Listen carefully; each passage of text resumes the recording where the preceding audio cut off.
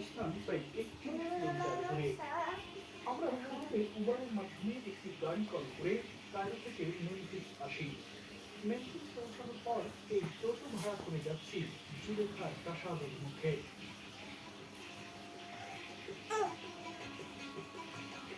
জুলেখার প্রাসাদ স্থল প্রচন্ড রকমের ঐতিহাসিক এবং গুরুত্বপূর্ণ স্থান হলেও জায়গাটি এখন খুবই প্রত্যন্ত এলাকায়। অধিকাংশ পর্যটক এই জায়গাটি ঠিকমতো চেনেও না।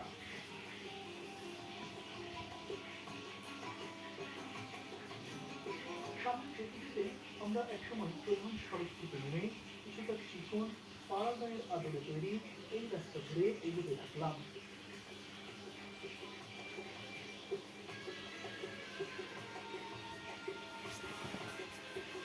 এটাকে সামান্য একটু এগিয়ে যেতে খেয়াল করে দেখি পানিবাহী একটি ট্রাক।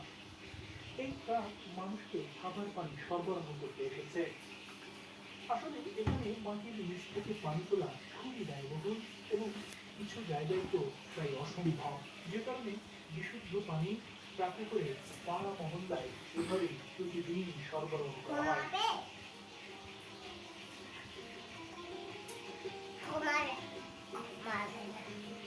আমরা মোটামুটি এখানকার গ্রামের মধ্যে ঢুকে পড়েছি। রাস্তার দুধারে ফসলি ক্ষেত এবং খেজুর বাগান চোখে পড়ল। ফসল বলতে এ অঞ্চলে গম, ভুট্টা এবং বার্লির আবাদই বেশি হয়।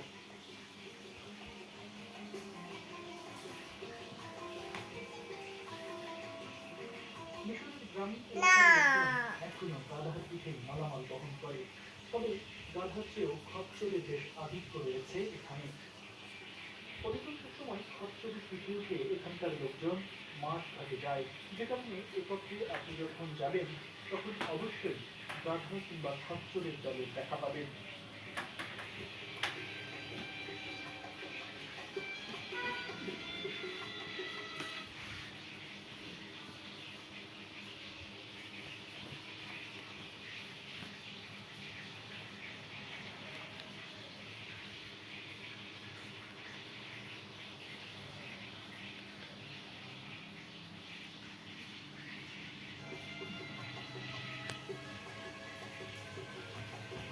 এসব দেখতে দেখতেই আমি এগিয়ে যেতে থাকি জুলেখার প্রাসাদের দিকে। এসব রাস্তা আজ এমন ধুলোমাখা মলিন হলেও আজ থেকে প্রায় ৪,৫০০ বছর আগে এই অঞ্চলই ছিল মিশরের। কিন্তু সময়ের ব্যবধানে আজ এখানে অতীত জৌলুসের কোনো কিছুই আর অবশিষ্ট নেই। অথচ ওই সময় এসব পথ কতই না সমৃদ্ধ ছিল, যেখানে চলাচল করতেন সাধারণ মানুষ থেকে শুরু করে রাজমহলের বড় বড় লোকজন।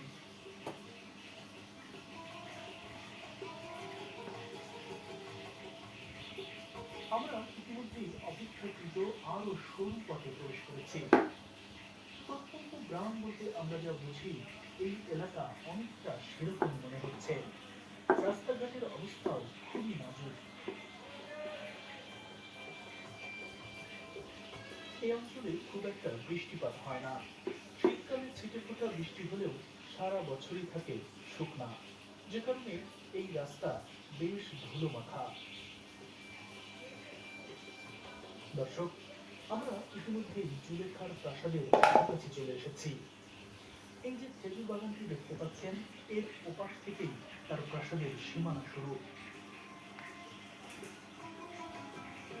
এই খেজুর বাগানে এসে আমি আরবের একটা অনুভূতি পেয়েছি, কেননা জীবনে এই প্রথম কোনো মরু অঞ্চলে এত কাছ থেকে খেজুর বাগান দেখছি।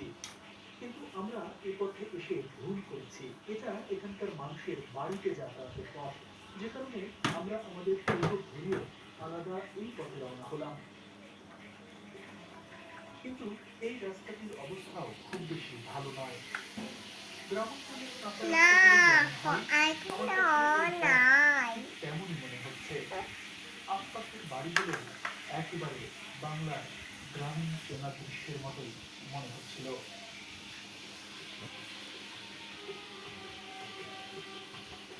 একটু আগে আমরা যে খেজুর বাগানের পাশ দিয়ে ঘুরে অন্য পথে এলাম, ডান পাশের এটা সেই খেজুর বাগান। আর এই যে বাড়িঘরগুলো দেখতে পাচ্ছেন, এগুলো ভাল আমলের ইমারত। এই বাড়িঘরগুলোর পেছন সাইড থেকেই শুরু হয়েছে জুলেখার প্রাসাদের অংশ।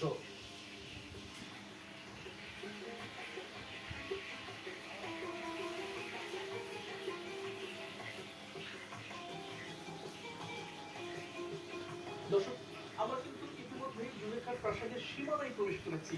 এখন এখানে চারপাশে বেশ ফাঁকা এবং খেজুর বাগান থাকলেও ওই সময় কিন্তু এই জায়গাটি এমন ছিল না। তবে মূল প্রাসাদ মানে জুলেখা এবং তার স্বামী পুতিফার এবং হযরত ইউসুফ আলাইহিস সালাম যেখানে থাকতেন সেই প্রাসাদটি কিন্তু আরো খানিকটা দূরে। আমি সেই জায়গাটি আপনাদের নিয়ে যাচ্ছি।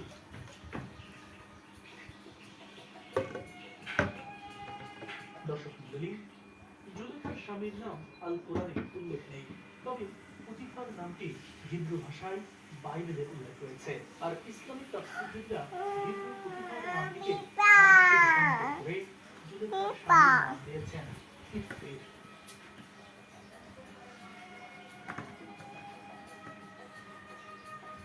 আমরা এই যে পথ দিয়ে যাচ্ছি, এখানকার প্রতি ইঞ্চি ধূলিকণার সাথে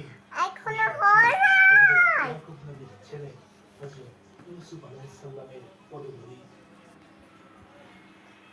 হ্যাঁ দর্শক, ছোটবেলায় হযরত ইউসুফ আলাইহিস সালামকে মিশরের দাস বাজার থেকে কিনে এখানেই এনেছিলেন ওই সময়ের শাসক আমিন হতেবের সেনাপ্রধান। কিন্তু সময়ের ব্যবধানে আজ এখানে কোনো কিছুই অক্ষত নেই। তবে জুলেখার প্রাসাদ যে স্থানে ছিল সেই জায়গাটি আজও আছে এখানে।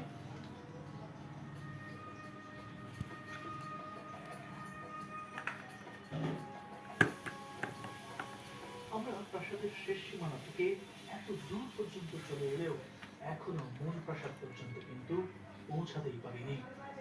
নিশ্চয়ই এবার অনুমান করতে পারছেন যে ওই সময় জুলেখা এবং তার স্বামী পুতিফারের প্রাসাদ কি বিশাল এরিয়ার উপর ছিল।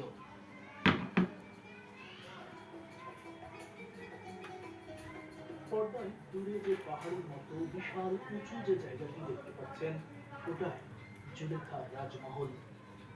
ওখানে আমি আপনাদের একটু পরই নিয়ে যাচ্ছি, তবে তার আগে আশপাশটাও একটু দেখাতে চাই, তুলে ধরতে চাই এর পেছনের এমন কিছু সত্য যার বর্ণনা স্বয়ং আল্লাহ তাআলা আল কোরআনে উল্লেখ করেছেন। মূলত হযরত ইউসুফ স্বপ্নে দেখেন 11টি তারা, সূর্য আর চন্দ্র সবাই তাকে সেজদা করছে। জানতে তিনি তখন তার পিতা হযরত ইয়াকুব আলাইহিস সালামকে জানান। হযরত ইয়াকুব আলাইহিস সালাম বুঝতে পারেন এটা কোনো সাধারণ স্বপ্ন নয়। দেখেন এই স্বপ্নের মধ্যে আল্লাহর রহমতের পূর্ণতা লেখা রয়েছে, রয়েছে বেলায়েতের নিশানা। মূলত এরপর থেকেই হযরত ইয়াকুব আলাইহিস সালাম হযরত ইউসুফ আলাইহিস সালামের প্রতি বেশি মনোযোগী হয়ে পড়েন, আর এটাই সহ্য করতে পারত না তার 10 ভাই। সূরা ইউসুফে আল্লাহ তাআলা উল্লেখ করেছেন ওই 10 ভাই এতটাই হিংসা করত যে তারা ষড়যন্ত্রে লিপ্ত হয় এবং শিশু ইউসুফকে মেরে রক্তাক্ত করে আল্লাহ হাফেজ। তখন অন্ধকার সেই কূপের মধ্যে থেকেই ভাইদের ডাকতে থাকে, তাকে একা এভাবে চিৎকার করে বলতে থাকে। অবস্থা এমন অন্ধকার গহীন কূপে ভীষণ ভয় পেয়ে যান। তবে তাকে সাহস জোগাতে আল্লাহ তাআলা হযরত জিবরাইল আলাইহিস সালামকে সেখানে পাঠান এবং আল্লাহ আলাইহিস সালামকে অবগত করেন জিবরাইল ফেরেশতা। এরপর সেই কূপের পাশ দিয়ে যাওয়া মিশরগামী একটি কাফেলা হযরত ইউসুফ আলাইহিস সালামকে কূপ থেকে তুলে আনে। শিশু ইউসুফের অপূর্ব চেহারা দেখে কাফেলার দলপতি ভীষণ খুশি হন এবং তাকে মিশরের দাসবাজারে বিক্রি করার সিদ্ধান্ত নেন। এভাবেই ফিলিস্তিনের কেনান থেকে হযরত ইউসুফ আলাইহিস বাবা শেষ করো, আল্লাহ হাফেজ। মিশরের এত বেশি ভিডিওরে মানুষ দেখবে না। না, আল্লাহ হাফেজ, টাটা, বাই বাই। আসো। পর্দায় বেশ উঁচু এখন যে জায়গাটি আল্লাহ হাফেজ। দেখছেন এটাই জুলেখার প্রাসাদের ধ্বংসাবশেষ। দাসবাজার থেকে সরাসরি এখানে স্থান হয় হযরত ইউসুফ আলাইহিস সালামের। সূরা ইউসুফের 21 নম্বর আয়াতে আল্লাহ তাআলা উল্লেখ করেছেন, মিশরের যে ব্যক্তি তাকে ক্রয় করে সে তার স্ত্রীকে এসে বলে, ইউসুফকে সম্মান দাও, হয়তো সে আমাদের উপকারে আসবে, অথবা আমরা তাকে পুত্র রূপে গ্রহণ করব।